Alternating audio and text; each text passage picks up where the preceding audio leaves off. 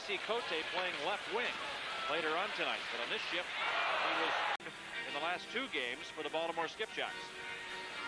Look at the crunching blow that Kevin Hatcher delivers on Ray Ferraro. Had him lined up perfectly. Once again back into Whaler territory, and Kleinendorf up the boards. Gartner keeps it in. A shot and a goal! Frank Gustafson! Up to Leach on the right wing. Steve Leach drives it all the way down. Francis Getty behind the net. A shot and a goal!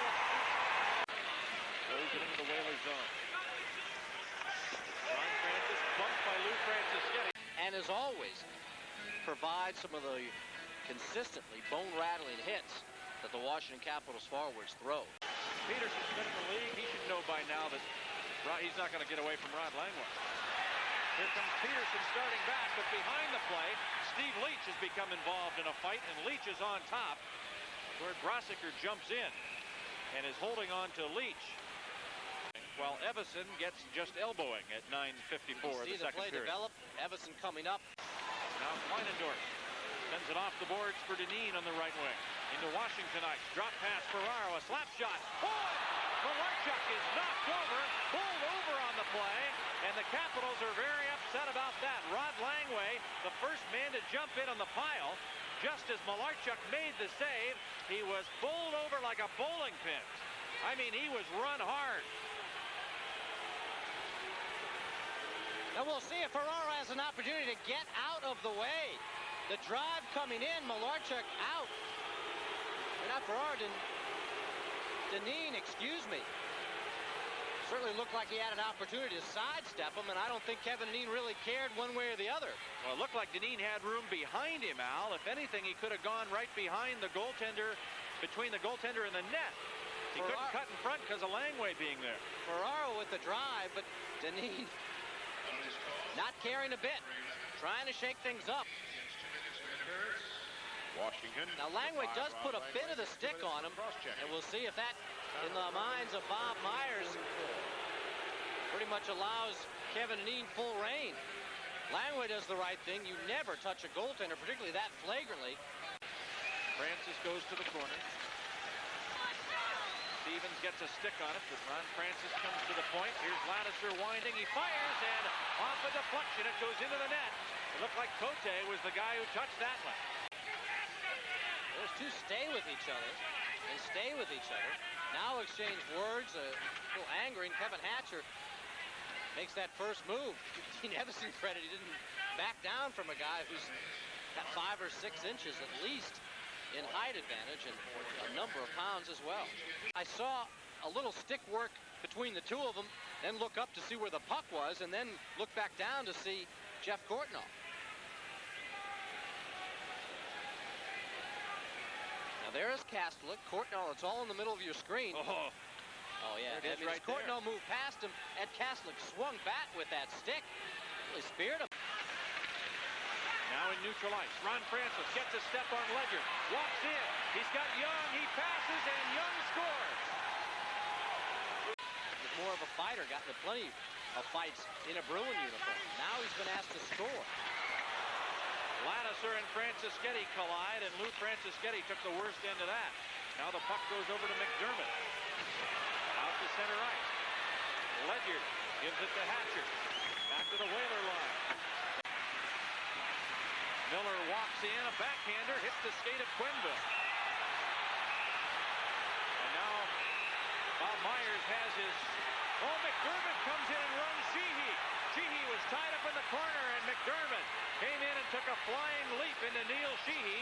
Rod Langway was quick to follow on the heels of that. And now they're all tied up in the corner.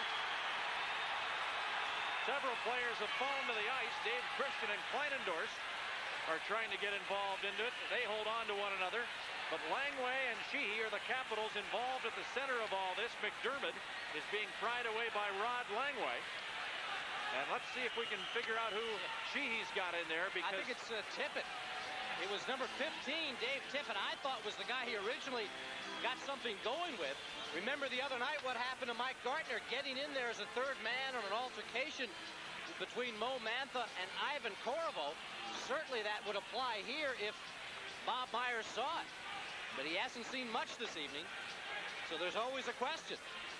He had the whistle to his mouth and did not blow it until McDermott came in and threw that devastating hit after what you would assume would be the whistle. That hit that was thrown onto Neil Sheehy. You know, privately, Neil Sheehy has been told by several Whaler players that they believe that what he said about the way that team ganged up on Turgeon last year was true. But as a team, the Whalers will never admit that, and they want to go after him for saying it. And neither will Sylvain Turgeon, because he's still got to play with these guys, but he should be indebted to Neil Sheehy for bringing that up, as should Sylvain Cote, because I'm sure it has made their lives less of a hassle in that Whaler locker room with some derogatory remarks. Again, it will be fascinating to see what Bob Myers will call if there is anything extra or if it evens it up once again. Now let's take a look at the beginning of it. There goes Neil Sheehy, number 15 down in the corner, and I think he's got Tippett, number 15 of Hartford. The sticks get up, a little swinging, and now watch as really 3 Hartford Whalers come flying in on Neil Sheehy. I mean, you've got your choice on if you want to make a third man in call. You've got 3 of them to pick from. Well, you've heard about tear-away jerseys in the NFL.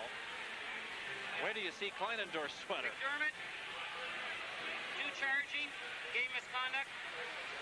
Langlois, 2 charging. Anything else? It looks like Paul McDermott will be out of it. Kleinendorf, Ferraro, and in comes McDermott, going right at the head of Neil Sheehy, and it looks like he will definitely get the game misconduct. He is off the ice right now.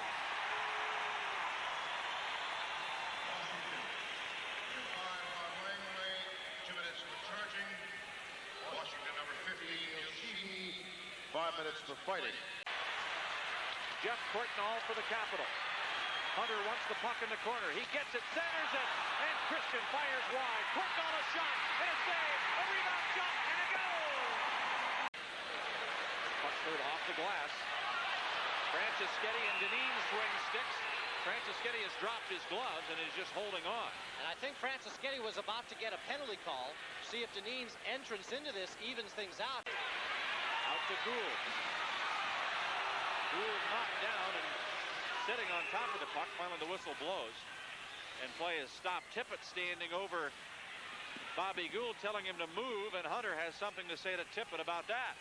Now Hunter gets pushed by Samuelson, and one of the Whalers was knocked down on the play. I think it was Dineen who got a shove from either Hatcher or Hunter in there close. Scott Stevens standing alongside to keep Tippett out of there.